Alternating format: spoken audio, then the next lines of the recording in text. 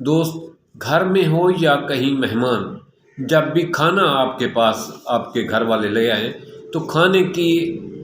खाना खाने से पहले बिस्मिल्लाह ज़रूर पढ़ा करें, खुदा का नाम लिया करें और खाने की तारीफ़ किया करें, खाने पकाने वाले की तारीफ़ किया करें और फिर उस मालिक की तारीफ़ किया करें जिसने आपको खाना रिज़्क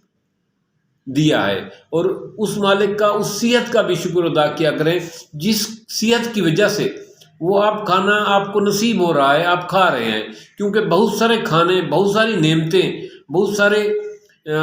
खाने की चीज़ें ऐसी हैं जो हर आदमी नहीं खा सकता, किसी बीमारी की वजह से, किसी मजबूरी की वजह से, किसी माली परेशानी की वजह से। आपको जो खाना नेमत मिली है, पकाने वाले का शुक्र अदा करें, उस देने वाले मालिक का शुक्र अदा करें, उस देने वाले मालिक की सेहत का शुक्र अदा करें।